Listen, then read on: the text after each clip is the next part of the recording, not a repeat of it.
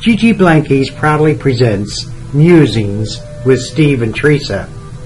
They're here to enlighten, entertain, and inform about issues they think are important.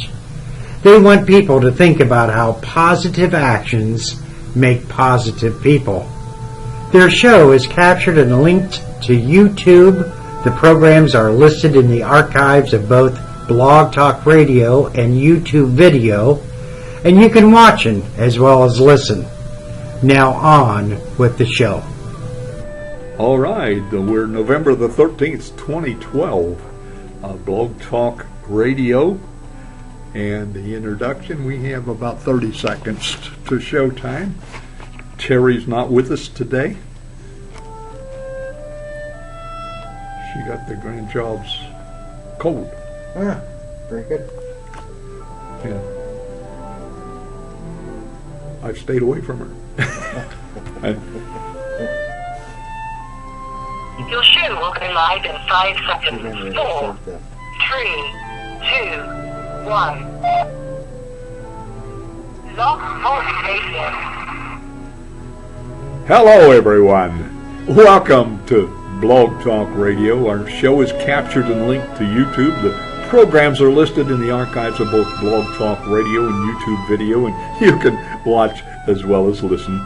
We refer to the efforts as Musings with Steve and Teresa, and the shows are archived as such. I'm Steve, a co-host, and Teresa is not with us today. She's under the weather. She caught the bug that the grandchild had.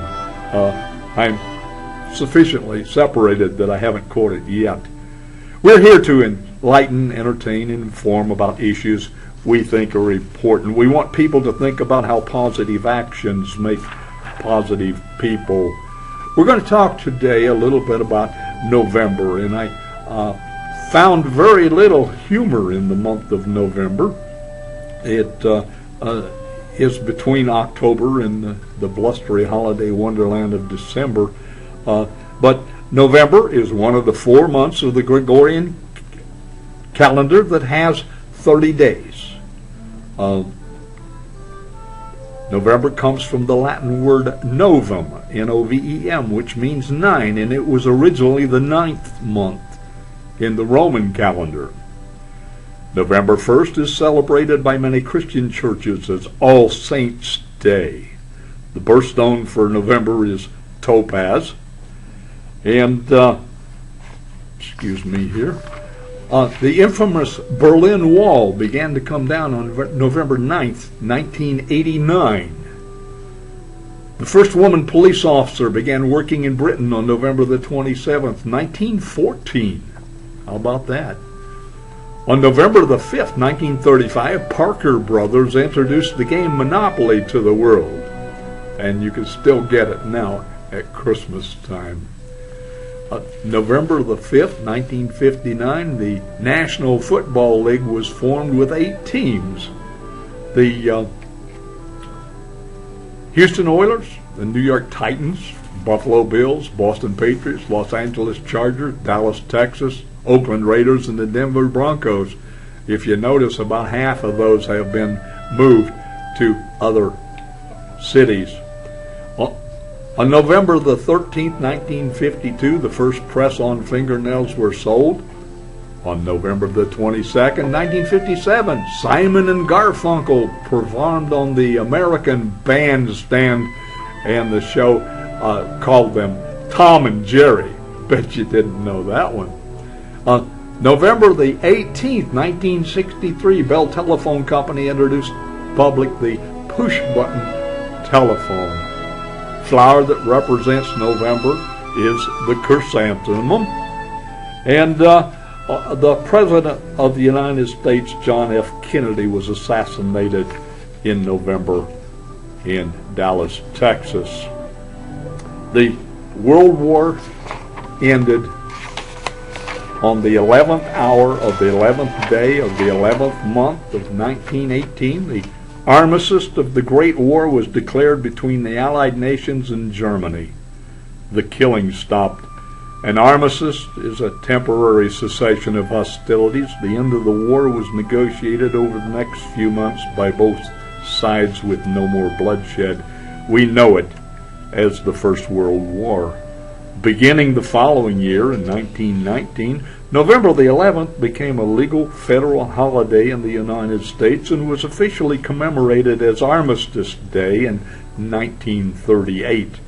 In the aftermath of World War I and Korea War, Armistice Day became Veterans Day, a holiday dedicated to the American veterans of all wars. It is proper that Veterans Day occurred the same month that Abraham Lincoln offered the Gettysburg Address to dedicate the cemetery of the fallen of the Civil War. We do not forget. We thank you for your service. The Battle of Gettysburg was a turning point in the Civil War, the Union victory that ended General Robert E. Lee's second and most ambitious invasion of the North. Often referred to as the high-water mark of the rebellion, Gettysburg was the war's bloodiest battle with 51,000 casualties. Now, for people who have trouble with that, Portsmouth has less than 30,000 people, so they killed everybody in Portsmouth twice. It also was the inspiration for President Abraham Lincoln's immortal Gettysburg Address, and it bears repeating to those who have forgotten. 77 years ago, our fathers brought forth on this continent a new nation, conceived in liberty and dedicated to the proposition that all men are created equal. We are now engaged in a great civil war, testing whether that nation or any nation so conceived and so dedicated can long endure. We are met on the great battlefield of that war, and we have come to dedicate a portion of it as a final resting place for those who died here, that the nation might live. This we may, in all propriety, do, but in a larger sense we cannot dedicate, we cannot consecrate, we cannot hallow this ground. The brave men, living and dead, who struggled here have hallowed it, far above our poor power to add or detract. The world will little note nor long remember what we say here, while it can never forget what they did here.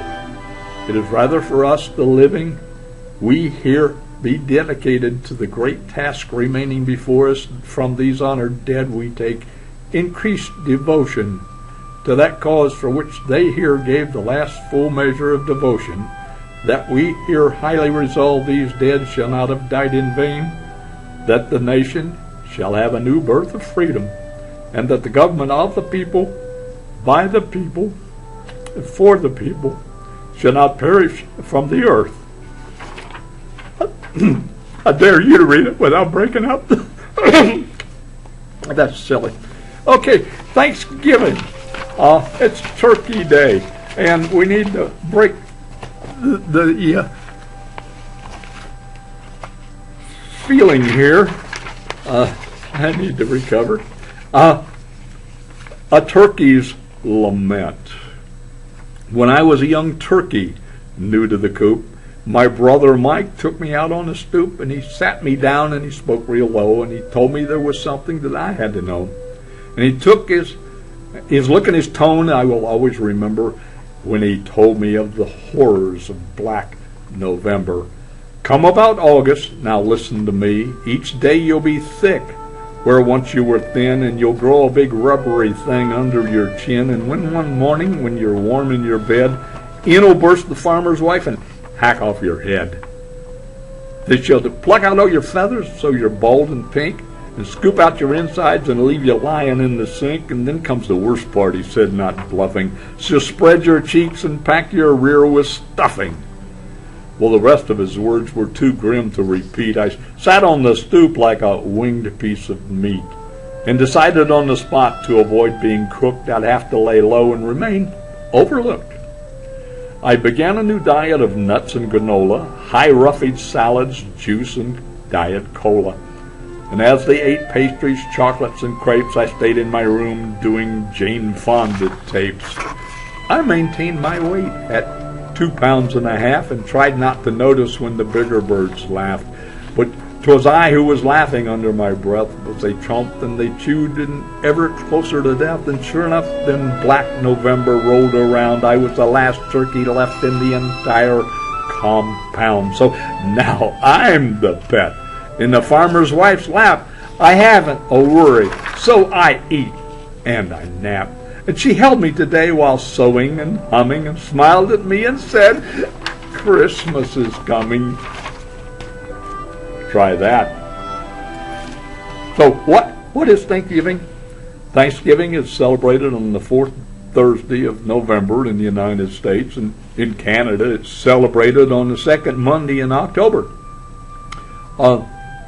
The first Thanksgiving, when we think of Thanksgiving today, images of football, pumpkin pie, parades, and turkey dinners compete with cranberry sauce comes to mind anyway, as well as plans for a Black Friday shopping spree the following day. Of course, none of these items were present back in 1641 when the Wampanoag people and the Pilgrims sat down to give thanks to nature's bounty. Although the celebrants of this particular meal did even call it Thanksgiving Day, this particular harvest feast is one after which we modeled our modern-day Thanksgiving celebrations. The peoples of both cultures had been giving thanks for fall harvest and other gifts of nature for many centuries. It is interesting to note that the religious element, giving thanks to God, was not present at this particular celebration in 1621, even though the Pilgrims were devoutly religious. In fact, some early Pilgrims' Thanksgiving days were actually fasts rather than feasts. Imagine that. However, the Native Americans had their own religious customs and beliefs, and as a result, during this first Thanksgiving, Pilgrims and Native Americans did not focus on what was different between them, but instead concentrated on what they all shared. The two groups of people worked side by side to hunt and prepare food as equals and friends. Their friendship and cooperation was yet another thing for which to be thankful. Other feasts such as this one took place throughout the New World, where settlers and Native Americans worked together and celebrated together as one. When we sit down to our Thanksgiving dinner, we honor a piece of early American history. The story of the Pilgrims and Native Americans serve as a good reminder. How we got to be a holiday after 1621. Thanksgiving celebrations occurred at various times throughout the year. George Washington declared a feast of Thanksgiving Day in 1789, and presidents issued similar yearly proclamations after that. During the Civil War, poet Sarah Hale started a campaign to celebrate the holiday on the same day throughout the country.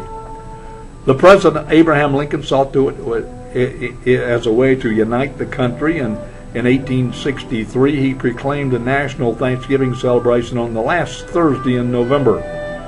It was changed from the last Thursday to the third Thursday by Franklin Roosevelt in 1939 as a way to lengthen the Christmas shopping holiday. In 1941, Roosevelt finally changed the date to the fourth Thursday in November, proclaiming it federal holiday in 1941. And so now Christmas comes out just before Halloween. In summary, today we talked of the month of November, the 322nd day of 2012. There's 44 days remaining. We have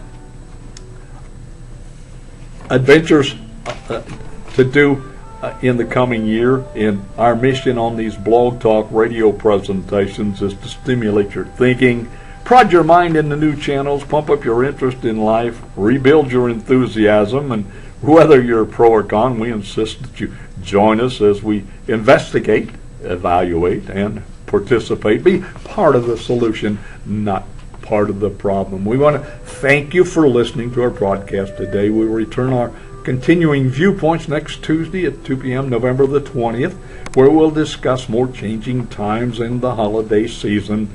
I'm Steve, and for Teresa, I thank you for listening. Think positive, be positive, live positive. Enjoy. Goodbye. Gigi Blankies, thank you for listening to the podcast today. This program is archived at Blog Talk Radio captured and archived for YouTube video, and linked to Facebook as Musings with Steve and Teresa. Think positive, be positive, live positive, and enjoy.